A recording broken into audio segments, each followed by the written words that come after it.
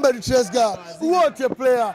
Yani kama asigeonea huruma, maana yake angeweza kufunga leo hat-trick, akaondoka na mpira. National Ali imekamilika. Tunaanza kuna eneo la build up phase, progression phase, lakini kuna eneo la attacking. Ukiangalia ambavyo kwa sasa Ashur ni bonge moja ya player ambaye anaweza kufungua defensive ambao ni very intact kama defense ya Yanga Afrika ambao ilikuwa na Baka, Dickson Job pamoja na Isa Patrick Mwenda pamoja na Shadrack Boka.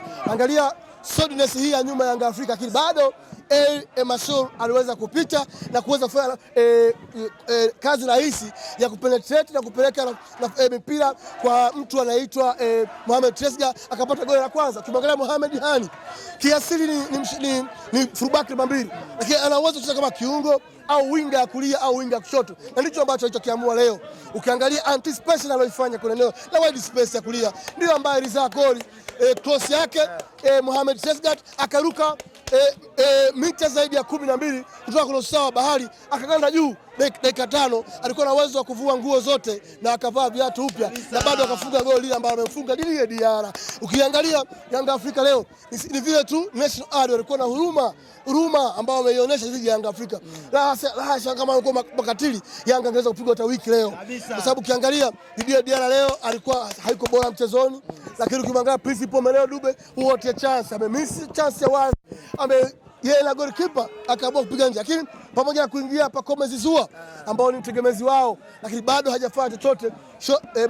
Nafasi ambazo wamepata zote zilikuwa ni off target. Maana yake leo National Adi walijua kufanya homework yao vizuri na hatimaye wakaweza kupata matokeo. Yanga Afrika hii haiwezi kuvuka hii hatua. Nini kimekwamisha Yanga Africans leo? Na mnaona kuna dalili yoyote ya wao kuvuka? Ni ubora. Avuka ndio wapi? Avuka ndio akaibisha taifa. Yanga hawezi kuvuka hii hatua.